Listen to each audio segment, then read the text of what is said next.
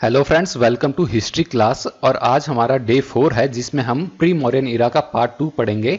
ये प्री मौर्यन इरा का last part है जिसके बाद कल से हम मौर्यन इरा स्टार्ट कर देंगे। तो आइए पढ़ते हैं प्री मौर्यन इरा के बारे में। जैसा कि आपको याद होगा, कल मैंने आपको 4 महाजनपद के बारे में 16 महाजनपदों के बारे में बताया था कि ये महाजनपद क्या थे, जनपद क्या थे, सारी ये मैंने डिटेल्स दी थी। तो इन महाजनपद में से 4 महाजनपद के बीच में ये सुप्रीमेसी के लिए झगड़ा हुआ था 400 बीसी तक, 600 बीसी से लेके 400 बीसी तक। और इनमें से जो सबसे प्रोस्पेरस और सबसे शक्तिशाली निकल के आया था वो था मगध। तो आइए जानते हैं थोड़ा सा मगध के बारे में। तो ये जो लिखा हुआ है इसको मैं पहले इंग्लिश में पढ़ दूंगा और बाद में मैं आपको इसकी समरी हिंदी में भी बता दूंगा जिनको हिंदी में सुनना है। तो in the battle for supremacy between 4 mahajanapadas, the Magad emerged as the most powerful and prosperous.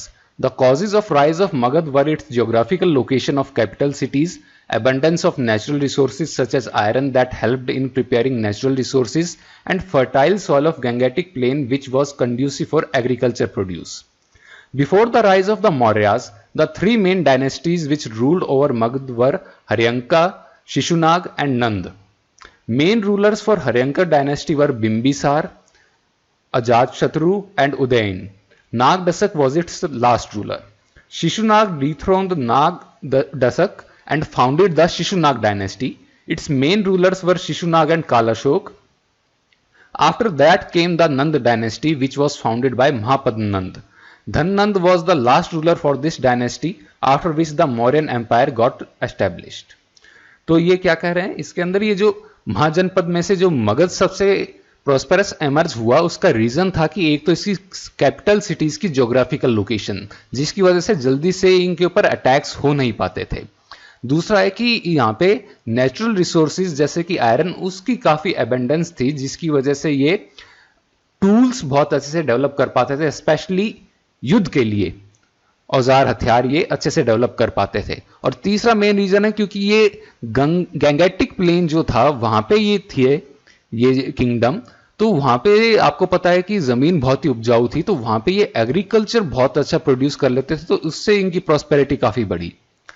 और ये मौर्यास के आने से पहले 3 जो मेन डायनेस्टीज जिन्होंने इस पे रूल किया वो थी हर्यंक डायनेस्टी, शिशुनाग डायनेस्टी और नंद डायनेस्टी। हर्यंक डायनेस्टी को बिंबिसार ने फाउंड किया था और इसके मेन रूलर्स थे बिंबिसार, अजातशत्रु और उदयन। नागदसक इसका आखिरी रूलर था जिसको हटा के शिशुनाग ने अपनी शिशुनाग डायनेस्टी एस्टेब्लिश की। शिशुनाग डायनेस्टी के रूलर्स थे शिशुनाग और कालअशोक। इसके बाद आई आपकी नंद डायनेस्टी जिसको कि महापद्मनंद ने फाउंड किया था। महापद्मनंद के बाद इनके 8 बेटों ने रूल किया इसके अंदर, और ये डायनेस्टी लगभग 100 साल तक चली और लास्ट जो इसका रूलर था वो था धननंद। इसके बाद धननंद को हटा के चंद्रगुप्त मौर्य ने स्टैब्लिश किया अपना मौर्यन एम्पायर। तो आइए फिर हम थोड़े क्वेश्चंस कर लेते हैं इसके ऊपर। How many great powers mahajanapadas existed in 7th and early 6th century BC during the life time of Lord Gautam Buddha. तो भगवान गौतम बुद्ध के जीवन काल के दौरान 7वीं और 6ठी ईसा पूर्व में कितने महाजनपद अस्तित्व में थे? तो इसका जवाब है 16। ये मैंने आपको कल भी बताया था। Ancient Buddhist texts like Anguttara Nikaya make frequent references to 16 great kingdoms and republics which had evolved and flourished in a belt stretching from Gandhara in the northwest to Anga in the eastern part. तो ये पुराने जो Buddhist text हैं जैसे कि अंगुत्तर निकाय, यहाँ पे इनके अंदर काफी जिक्र मिलता है इन महाजनपदों का, जो कि ये 2 तरह के थे, किंगडम्स और रिपब्लिक्स, यानी कि राजशाही और प्रजातंत्र थे। और यह बताया जाता है कि ये नॉर्थ वेस्ट के अंदर तो ये गंधार से स्टार्ट होते थे और ईस्टर्न पार्ट के अंदर ये आते थे इस बेल्ट में, जो कि अंगराज तक जाती थी ईस्टर्न पार्ट में। तो ये इस बेल्ट के अंदर ये लगभग किंगडम्स थे। Which of the following is not one of the monarchical states that existed in the 7th and early 6th century BC in India? निम्नलिखित में से कौन सा एक राज्य नहीं है जो भारत में 7वीं और 6वीं शताब्दी ईसा पूर्व में मौजूद था? तो आप देखेंगे कि मगध, अवंती और कौशल ये तीनों राजशाही थे, लेकिन वैशाली जो है ये एक प्रजातंत्र था। It was a republic. Vaishali was one of the non-monarchical states. The other three are monarchical states and are three of the four Mahajanpads who struggle for supremacy between 600 to 400 BCE. तो वैशाली तो एक प्रजातंत्र था और बाकी जो तीन मैंने नाम बताए थे वो उन चार जनपदों में से एक हैं जिन्होंने 600 ईसा पूर्व से लेकर 400 ईसा पूर्व तक सुप्रीमेसी के लिए स्ट्रगल किया था। और जो चौथा नाम यहाँ पे मेंशन नहीं था वो क्या कौन सा था, आपको याद होगा तो वो था आपका वत्सा एम्पायर। तो चलिए फिर हम अगला क्वेश्चन देखते हैं। The Tanakh is the sacred text of which religious sect? Tanakh किस धर्म या संप्रदाय का पवित्र ग्रंथ है? तो तनक पवित्र ग्रंथ है आपके जुडाइज्म यहूदियों का। The Jewish or Hebrew Bible is known in Hebrew as Tanakh, an acronym of the three sets of books which comprise it, namely Torah, Nevi'im and केतुविम। ये जो यहूदियों या की जो बाइबल है हेब्रू के अंदर इसको कहते हैं तनाक। ये तनाक के अंदर क्या है, ये तीन बुक्स का सेट है और उनके जो ये पहले जो शब्द हैं उनसे ये नाम बना है तनाक। ये तीनों किताबें कौन सी है? तोरा, नेविम और केतुविम, इसीलिए इसका नाम है Tanakh. The concept of the four noble truths belongs to which of the following religions? चार आर्य सत्यों की धारणा निम्न में से किस धर्म से संबंधित है? यह अवधारणा गूगल ट्रांसलेट कभी गड़बड़ कर देता है, तो चार महान की जगह आप इसे कर लीजिए आर्य सत्य। तो ये है आपका बुद्धिज्म। बुद्धिज्म के अंदर ये चार आर्य सत्य मिलते हैं। तो ये चार आर्य सत्य कौन से हैं? The four noble truths of Buddhism are: first, the world is full of sorrow; second, the cause of sorrow is desire; third, if the desires are conquered all sorrows can be removed, and fourth, this can be achieved by following the eightfold path. तो चार जो आर्य सत्य हैं वो ये है, पहला कि इस दुनिया में दुख है, बहुत दुनिया दुखों से भरी हुई है। दुखों का कारण है इच्छा। अगर आप अपनी इच्छाओं पे काबू पा लेते हैं तो आप अपने दुखों का निदान कर सकते हैं। और ऐसा कैसे हो सकता है? ऐसा ये अष्टांगिक जो पथ दिया था भगवान गौतम बुद्ध ने, उसको फॉलो करके आप कर सकते हैं। Which of the following religion is not originated in India? निम्न में से किस धर्म की उत्पत्ति भारत में नहीं हुई है? तो वो है आपका ज़ोरास्ट्रियनिज्म, ये पारसी धर्म। बाकी तीनों धर्म अपने इंडिया में ही इनकी उत्पत्ति हुई थी। Zoroastrianism is one of the world's oldest monotheistic religions. It was founded by Prophet Zoroaster in ancient Iran approximately 3500 years ago. तो ये जो ज़ोरास्ट्रियनिज्म, ये जो पारसी धर्म है, ये दुनिया का सबसे पुराने मोनोथीस्टिक रिलीजन्स में से एक है। मोनोथीस्टिक रिलीजन मतलब ये एक ही भगवान में मानते हैं। अपना हिंदू धर्म के अंदर क्या होता है कि कई सारे देवी देवताओं को हम मानते हैं, लेकिन ये मोनोथीस्टिक रिलीजन में सिर्फ एक ही भगवान की पूजा की जाती है। और इसको फाउंड किया था ज़ोरास्टर, प्रॉफेट ज़ोरास्टर जो थे, पैगंबर ज़ोरास्टर ने पुराने ईरान में, पर्शिया में लगभग 3500 साल पहले। In which of the following states was Lord Mahavira born? भगवान महावीर का जन्म निम्न में से किस राज्य में हुआ था? तो इसका करेक्ट आंसर है आपका बिहार। तो Mahavira was born in 540 BC इन कुंडल ग्राम नियर वैशाली इन बिहार। तो भगवान महावीर का जन्म 540 ईसा पूर्व में कुंडल ग्राम नामक जगह पे हुआ था, वैशाली के पास, बिहार में। द चैत्य and विहारास were constructed for the monks of which religion? किस धर्म के भिक्षुओं के लिए चैत्य और विहारों का निर्माण किया गया था? तो इसका करेक्ट आंसर है आपका बुद्धिज्म। चैत्य आपको हिंदुइज्म और जैनिज्म के अंदर भी थोड़ा मिल जाएगा, लेकिन विहार ये जो मेन है ये भी बुद्धिज्म के लिए ही है। तो चैत्य और विहार अगर दिया है तो ये बुद्धिज्म ही इसका आंसर होएगा, इसका हिंदुइज्म मत कराना आप लोग। तो the chaityas were the place of worship in Buddhism, whereas the viharas were dwelling place of monks. The salient features of chaityas and viharas are discussed below. A square mandapa was constructed inside a cave which was surrounded by the dwelling places for the monks. तो चैत्य क्या था कि ये पूजा का स्थान था बौद्धों के लिए, और विहार क्या था, वो वहां पे जहां पे ये जो रह सकते थे भिक्षु। तो इनके जो मेन फीचर क्या था चैत्य और विहार का, कि एक तो ये बहुत ही एक चौकोर मंडप बनाते थे ये एक गुफा के अंदर, और उसके चारों तरफ ये विहार करते थे भिक्षु। Which one of the following is not included in eightfold path of Buddhism? निम्नलिखित में से कौन सा बौद्ध धर्म के अष्टांगिक मार्ग में शामिल नहीं है? तो इसका करेक्ट आंसर है आपका ऑप्शन नंबर 3, राइट डिजायर, सही इच्छा। The Noble Eightfold Path is one of the principal teachings of the Buddha, who described it as a way leading to the cessation of suffering and the achievement of self-awakening. तो जो ये अष्टांगिक आर्य अष्टांगिक जो ये पथ दिया, ये भगवान गौतम बुद्ध ने दिया, और ये इनकी टीचिंग्स में से मेन है। और ये भगवान गौतम बुद्ध कहते हैं कि अगर आप इस पथ पर चलते हैं तो आपके सारे दुखों का निदान हो जाएगा और आपके आत्मज्ञान की प्राप्ति होगी। तो इसके अंदर क्या कौन कौन से ये 8 पथ हैं, तो आप ये इनको देख सकते हैं यहाँ पे। Right view, right aspiration, right speech, right action, right livelihood, right effort, right mindfulness and right concentration. The Buddhist monk who spread Buddhism in Tibet was. Tibet में बौद्ध धर्म का प्रसार करने वाले बौद्ध भिक्षु कौन थे? तो जो बौद्ध भिक्षु जिन्होंने तिब्बत में बौद्ध धर्म का प्रचार किया वो थे Padmasambhava. The most important event in the history of Tibetan Buddhism was the arrival of sage Padmasambhav in the 8th century.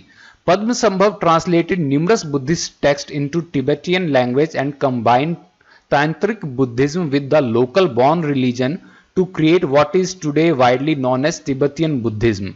तो पद्मसंभव वहां जब तिब्बत में गए तो इन्होंने ये जो बुद्धिस्ट रिलीजियस टेक्स्ट थे उनको तिब्बती भाषा में ट्रांसलेट किया, और उनके वहां के जो तांत्रिक बुद्धिज्म को इन्होंने कंबाइन किया वहां के जो लोकल बॉर्न रिलीजन था उसके साथ। और किस चीज को जन्म दिया? उन्होंने जन्म दिया फिर तिब्बती बुद्धिज्म को। तो आपका करेक्ट आंसर है option number 4। The site of birth of Gautam Buddha is marked bye. Gautam Buddha के जन्म स्थान किसके द्वारा चिन्हित किया गया है? तो इसका करेक्ट आंसर है a Rummindei pillar of Ashok Maurya. Ashok Maurya का रुमिदेई स्तंभ। Lumbini, the birth place of Lord Buddha, is marked by a commemorative pillar erected by Mauryan emperor Ashoka of India during his pilgrimage to the holy site in 249 BC. Lumbini was known as Rumidei in Ashoka's time. तो अशोक ने भगवान बुद्ध की याद में एक स्तंभ खड़ा किया था। कहां पे? लुम्बिनी में, जहां जब ये उस जगह पे गए 249 ईसा पूर्व में। लुम्बिनी को अशोक के टाइम में रुमिनी देई कहा जाता था।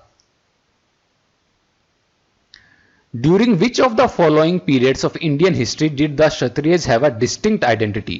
भारतीय इतिहास के निम्नलिखित में से किस काल में क्षत्रियों की एक अलग पहचान थी? तो उसका आंसर है आपका एज ऑफ बुद्धा, भगवान बुद्ध के काल में। The Kshatriyas, known as the Khatiyas of Buddhist literature, had a distinct identity at the time of Buddha, but later their actual identity became vague. The same is also true for the Vaishyas. तो क्षत्रिय जो थे ये भगवान बुद्ध के time में इनकी एक अलग पहचान थी, लेकिन बाद के टाइम में क्या हुआ कि इनकी पहचान थोड़ी धूमिल हो गई, और ऐसा ही वैश्यों के साथ भी हुआ था। Chinese travellers visited India primarily because. चीनी यात्रियों ने मुख्य रूप से भारत का दौरा किया क्योंकि दे वर इंटरेस्टेड इन बुद्धिज्म, वे बौद्ध धर्म में रुचि रखते थे। They were invited by Indian kings, उन्हें भारतीय राजाओं द्वारा आमंत्रित किया गया था। They were interested to study Indian culture, वे भारतीय संस्कृति का अध्ययन करने के लिए इच्छुक थे। They were interested to stay in India, वे भारत में रहने के लिए इच्छुक थे। तो करेक्ट आंसर है आपका option number 1, they were interested in Buddhism. After the spread of Buddhist religion, Chinese travelers came to India in big numbers to collect religious books and to visit holy places of Buddhism. Notable among those travelers include I Ching, Fa Hien and Hien Sang.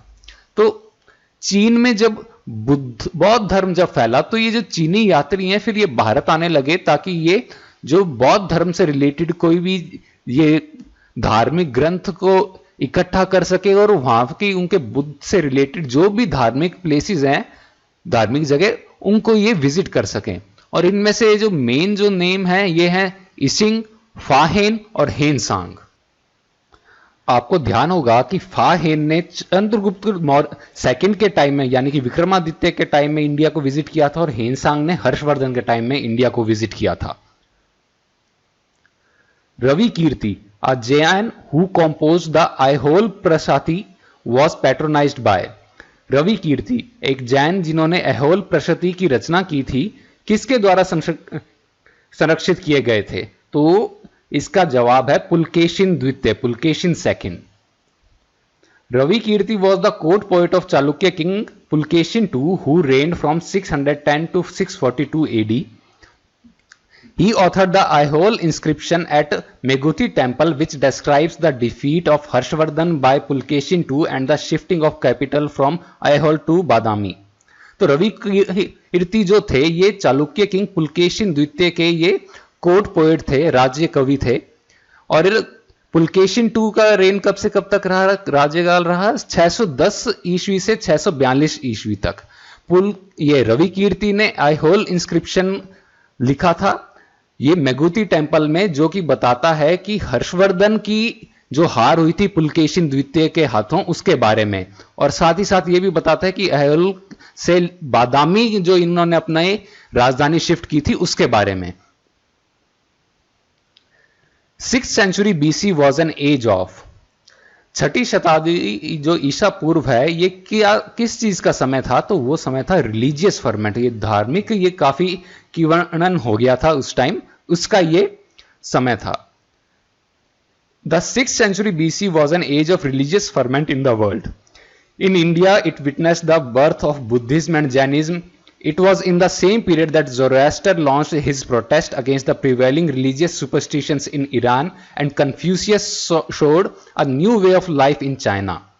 तो ये जो छठे ईसा पूर्व था इसमें काफी ये जो धर्म था दुनिया भर के, इनमें काफी नए बदलाव से देखने को मिले, कुछ नई चीजें उठ के आई। जैसे कि इंडिया में देखने को मिला कि ये बौद्ध धर्म और जैन धर्म निकल के आए। और ये जो ईरान के अंदर ज़ोरास्टर ने पारसी जो धर्म है उसकी स्थापना की, जो वहां पे, क्योंकि एक काफी ये सुपरस्टिशंस जो चलते थे, अंधविश्वास, और उसके खिलाफ। और चीन के अंदर ये कन्फ्यूशियस ने एक नया रास्ता दिखाया जिंदगी जीने का, जिसको कि हम कन्फ्यूशियसिज्म कहते हैं। Who compiled the tales of Panchatantra? Panchatantra की कहानियां किसने संकलित की थी? तो पंचतंत्र संकलित की थी विष्णु शर्मा ने। वाल्मीकि तो अपने ध्यान में उन्होंने लिखी थी रामायण। महर्षि ये जो वेद व्यास थे इन्होंने लिखी थी महाभारत। और तुलसीदास ने लिखी थी Ramcharitmanas. The Panchatantra is attributed to Vishnu Sharma. It is an Indian collection of fables. ये भारतीय कलेक्शन है फेबल्स का। फेबल्स आपको ध्यान होगा, आपने अगर इंग्लिश में पढ़ा होगा, फेबल्स वो स्टोरीज होती हैं, कहानियां होती हैं जिनमें जानवर होते हैं। Name the kingdom which first used elephants in Wars. उस राज्य का नाम बताइए जिसने पहले युद्ध में सबसे पहले हाथियों का इस्तेमाल किया था। तो वो आपका एम्पायर है Magadh empire. Elephants were always part of warfare in India. However, it were the rulers of Magad who first employed elephants as a weapon of large scale destruction.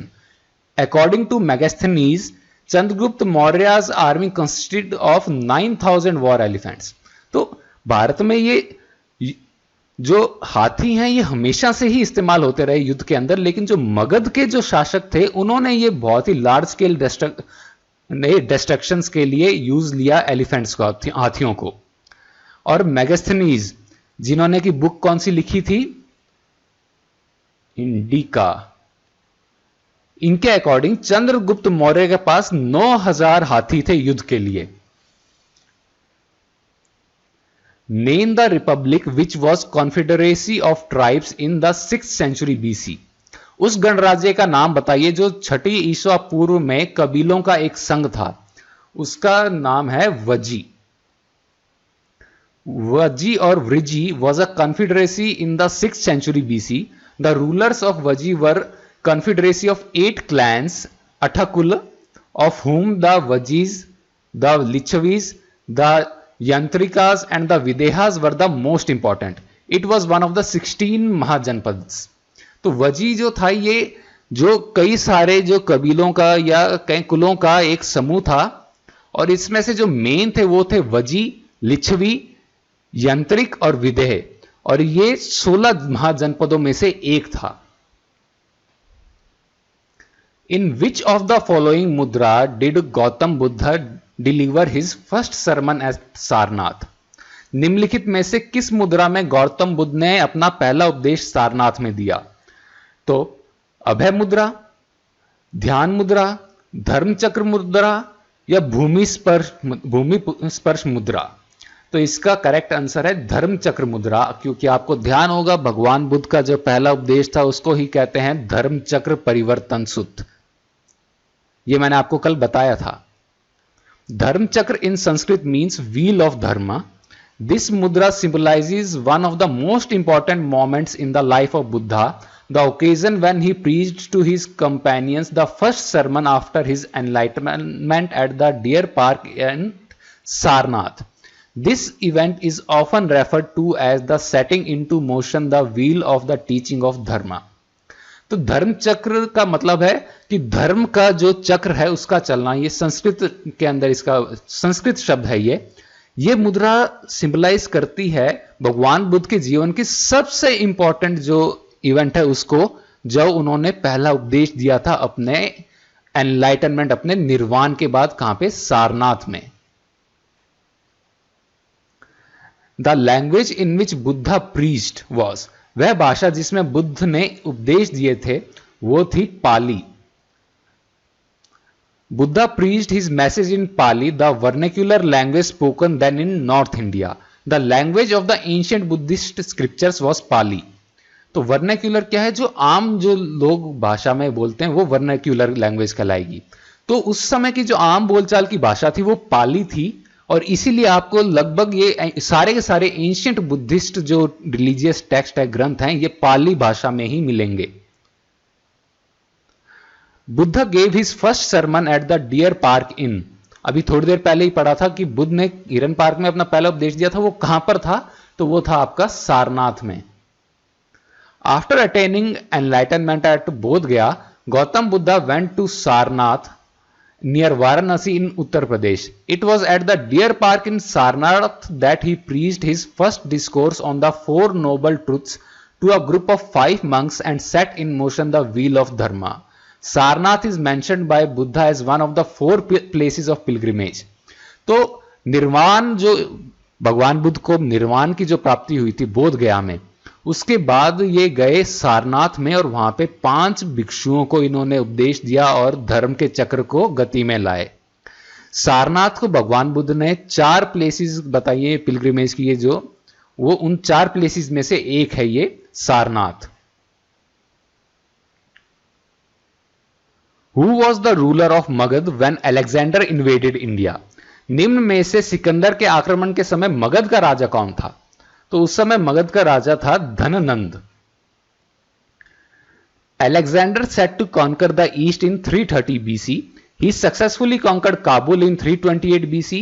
He moved to India through Khyber Pass and reached here in 326 BC. After the Battle of Sakala, Alexander's army got fatigued, so Alexander had to retreat and he never crossed the river Byas. So he never reached the Magध kingdom. At the time the ruler of Magध was Dhananand.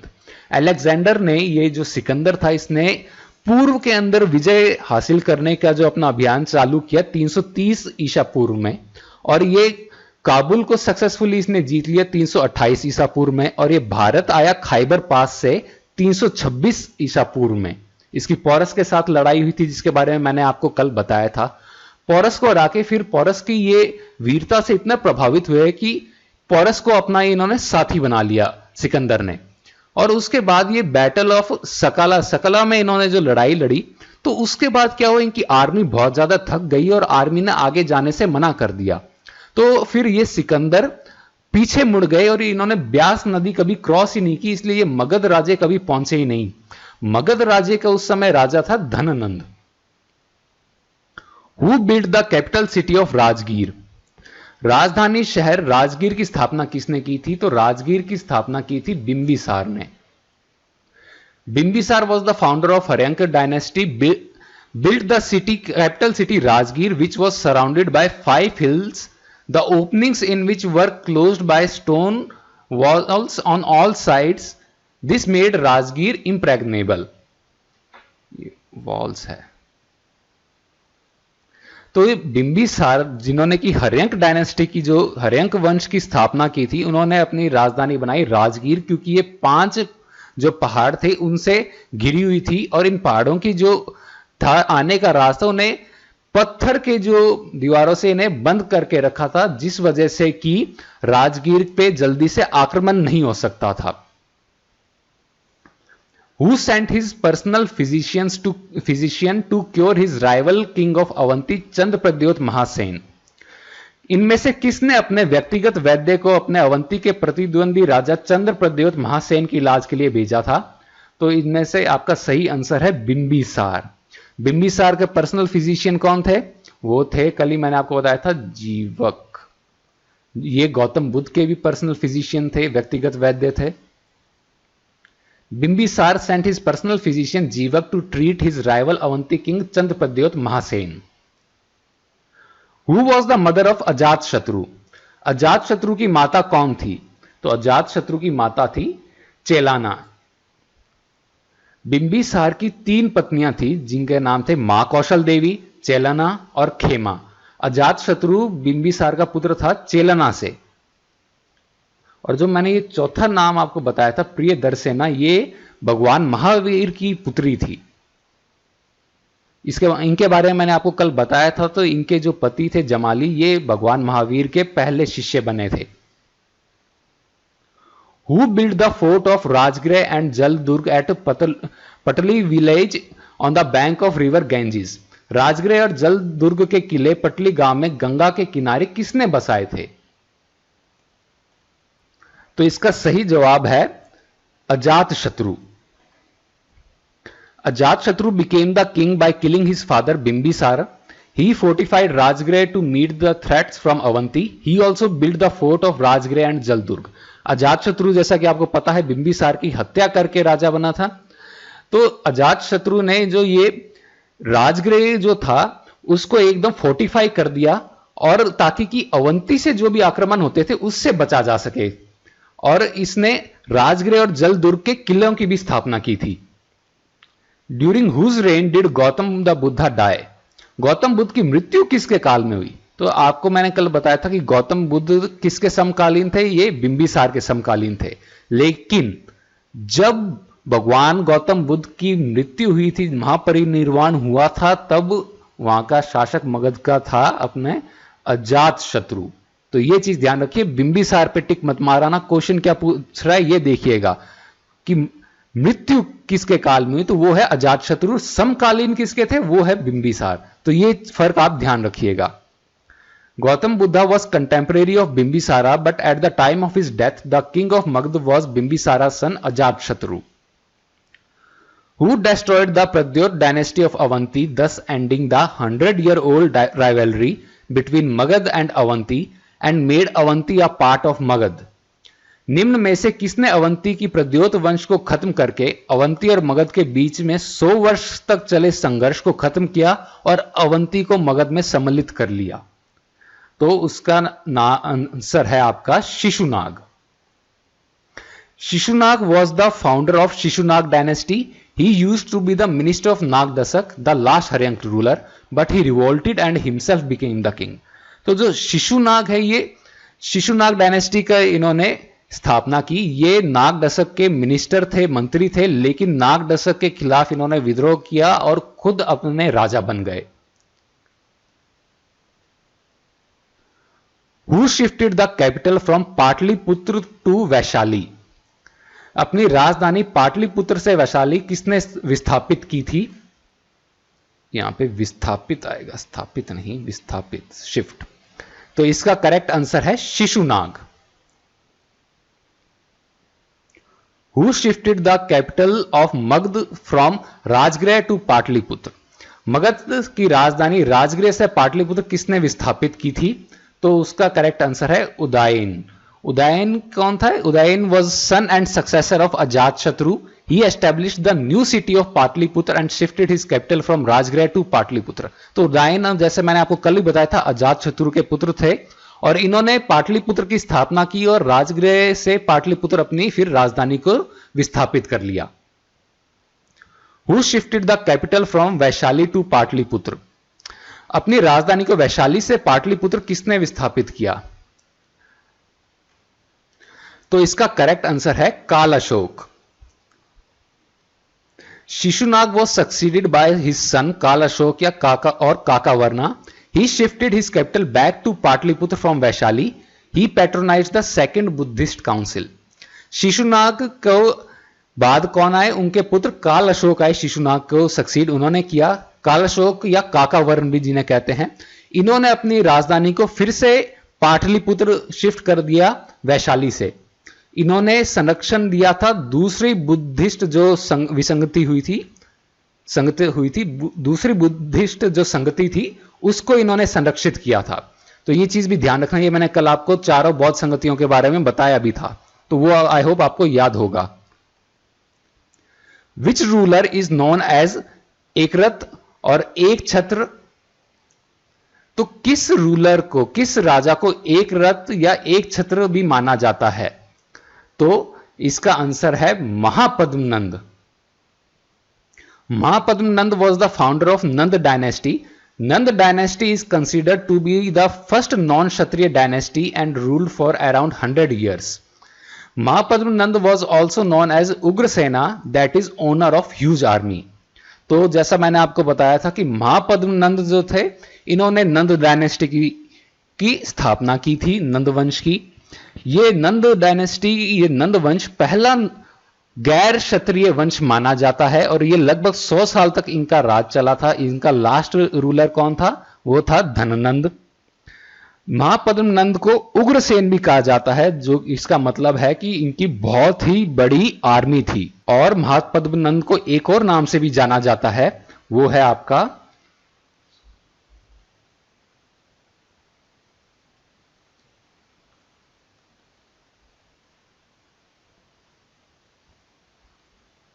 सर्वक्षत्र अंतक।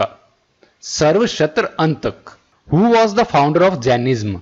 Jain धर्म के संस्थापक कौन थे? महावीर, ऋषभदेव, पार्श्वनाथ या अरिष्टनेमि? तो आपका correct answer होगा, गौर करिएगा, इसका करेक्ट आंसर ऋषभदेव है, महावीर नहीं है। महावीर 24वें तीर्थंकर थे।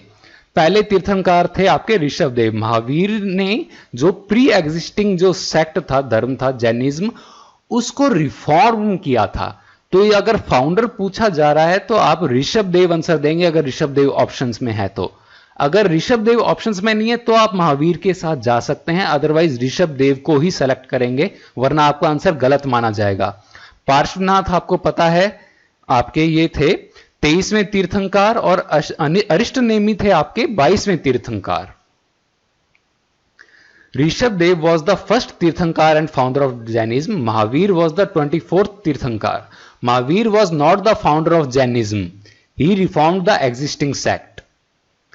Where did Mahavir attend kaivalya, यानी कि परफेक्ट नॉलेज यानी संपूर्ण ज्ञान, कहां मिला था? कैवल्य की प्राप्ति कहां हुई थी? तो आंसर है आपका जिम्भिका। Mahavir attend Kaivalya at the age of 42 under a sal tree at Jimbika Gram in eastern India on the banks of the river रिजुपालिका। Mahavir को कैवल्य की जो प्राप्ति हुई 42 वर्ष की उम्र में हुई, जिम्बिका ग्राम जो ईस्टर्न इंडिया में है, किस नदी के किनारे? रिजुपालिका। और कौन से वृक्ष के नीचे? साल वृक्ष के नीचे। यह भी ध्यान रखिएगा कि साल वृक्ष के नीचे हुआ था इन्हें ज्ञान। और भगवान गौतम बुद्ध को हुआ था पीपल वृक्ष के नीचे, जिसे हम बोधि वृक्ष भी कहते हैं। Which of these is not one of the 5 cardinal principles of Jain philosophy? निम्न में से कौन से जैन दर्शन के 5 मुख्य सिद्धांतों में से एक नहीं है?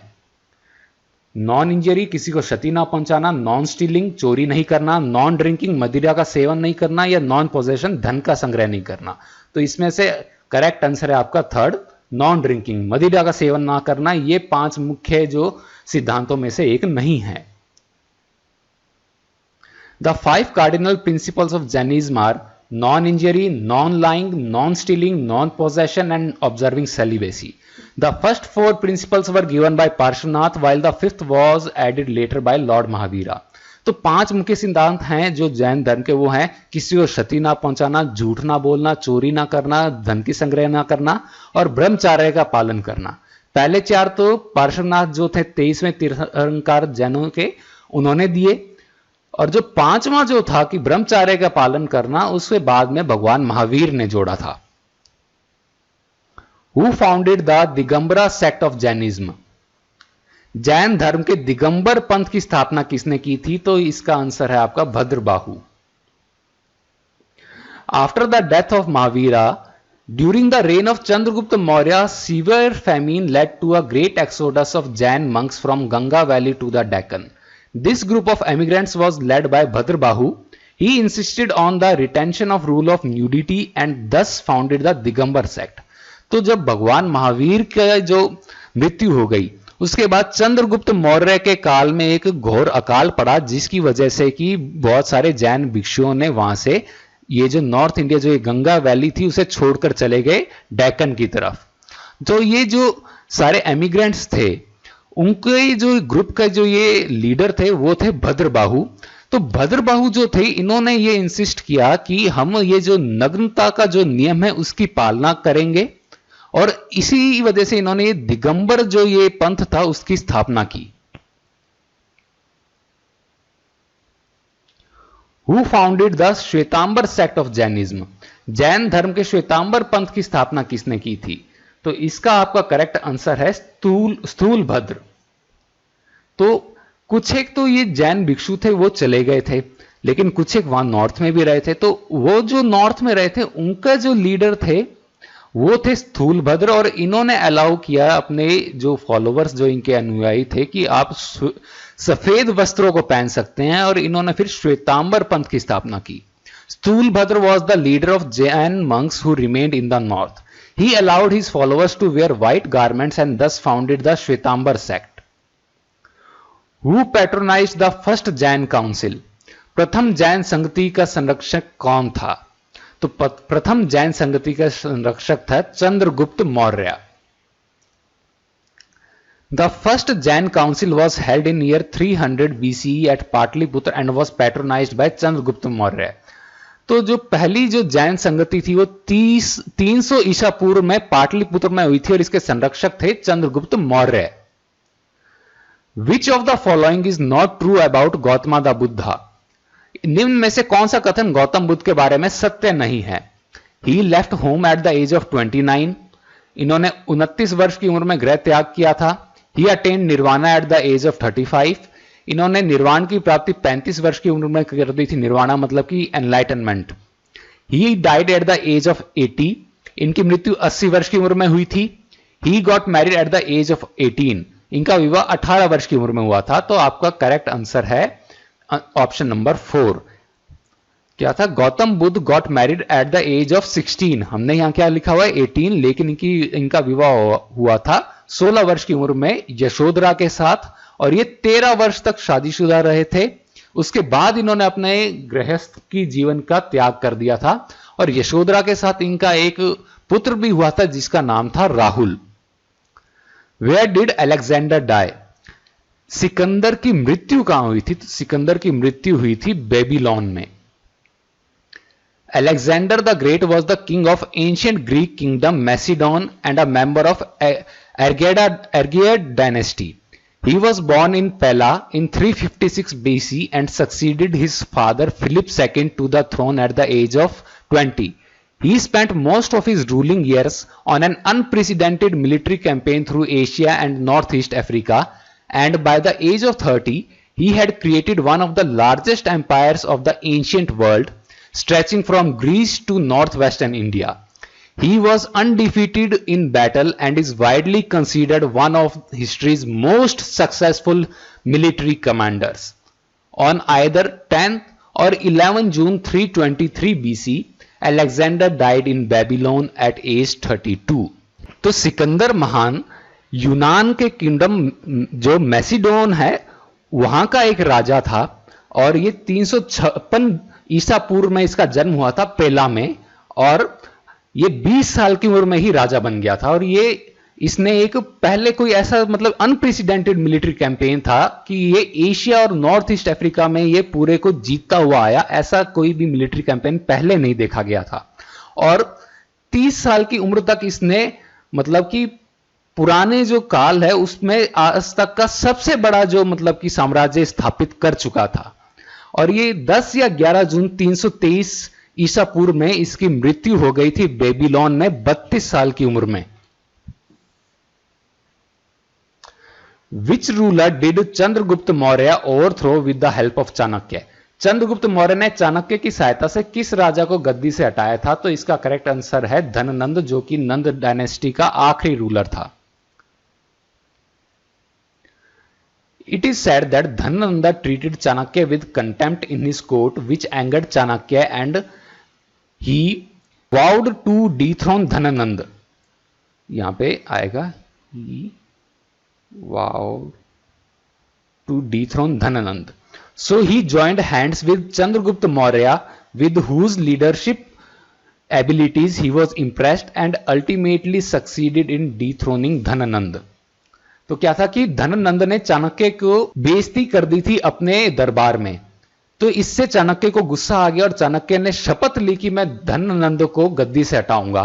तो चाणक्य ने चंद्रगुप्त मौर्य के साथ हाथ मिलाया, क्योंकि चंद्रगुप्त मौर्य की जो लीडरशिप जो क्वालिटीज थी, जो नेता की एक जो थी इसकी क्वालिटी, उससे ये काफी प्रभावित हुए नेतृत्व से, और इसके साथ मिलके फाइनली इन्होंने धननंद को हटा दिया। नंद डायनेस्टी उसके साथ खत्म हुई और मौर्यन डायनेस्टी उसके साथ एस्टेब्लिश हुई। On the banks of which river did Gautama Buddha attain nirvana or enlightenment? किस नदी के किनारे भगवान गौतम बुद्ध को निर्वाण की प्राप्ति हुई थी? तो ये आपका करेक्ट आंसर है Niranjan. Gautam Buddha attain nirvana or enlightenment at the age of 35 at Uruvela, इसको बोध गया कहते हैं आज, under a peepal tree on the banks of Niranjan river.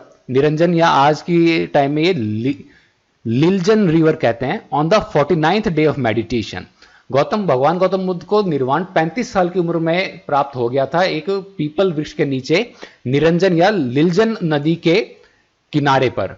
कहां पर हुआ था? उरुवेला, बोध गया में।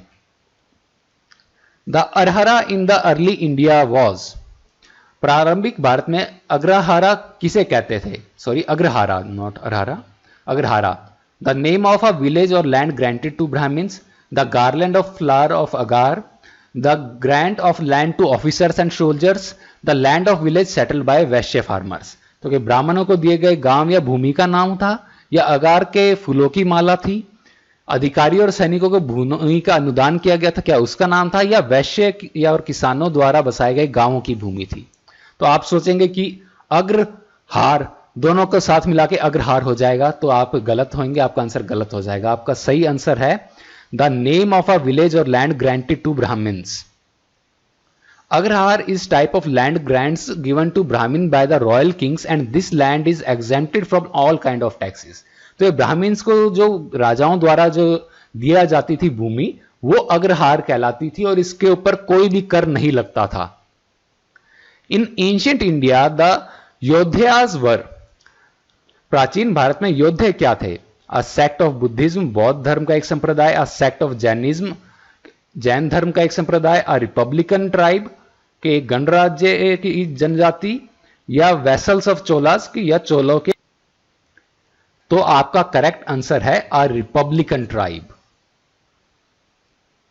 यानी कि एक गणतंत्र ये राज्य था। योद्धा had an ancient tribal configuration who lived in the area between the Indus River and the Ganges River. They find mention in Panini's Ashtadhyayi and Ganpat. योद्धा जो थे ये पुरानी अपने इंडियन एक ये कबीला था जो कि रहता था अपने सिंधु नदी और गंगा नदी के बीच में, और इनका जिक्र पाणिनि के अष्टाध्यायी और ज्ञानपट के अंदर मिलेगा आपको। Which one of the following statements about Mahajanpads in ancient India is correct? All Mahajanpads were oligarchies where power was exercised by a group of people. तो प्राचीन भारतीय महाजनपदों के बारे में निम्नलिखित में से कौन सा कथन सही है? तो पहला कि सभी महाजनपद कुलीन वर्ग थे जहां लोगों के समूह द्वारा शक्ति का प्रयोग किया जाता था। दूसरा, all mahajanapadas were located in eastern India, सभी महाजनपद पूर्वी भारत में स्थित थे।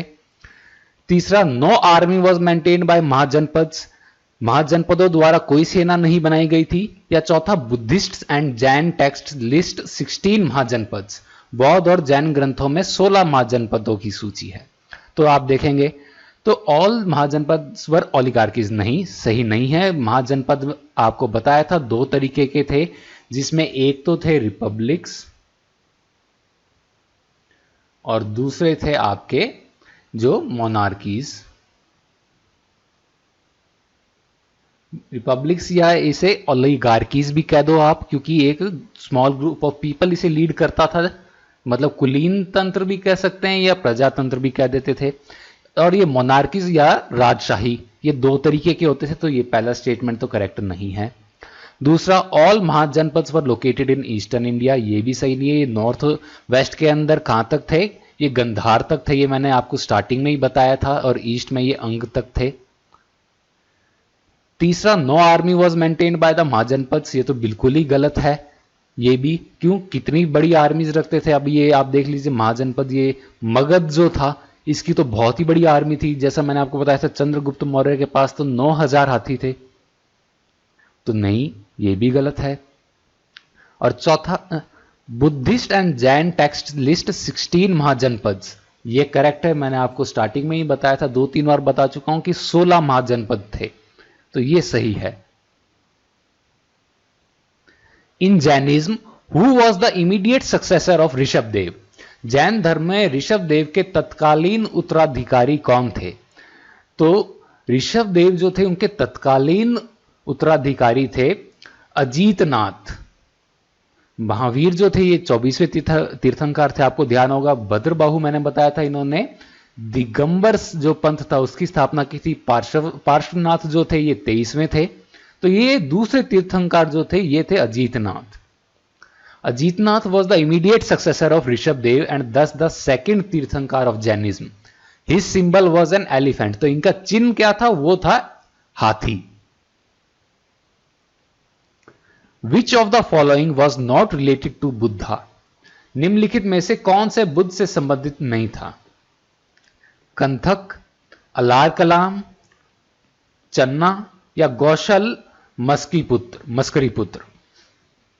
तो कंथक जो था ये इनका घोड़ा था, अलार कलाम इनके पहले गुरु थे, चन्ना इनका सारथी था।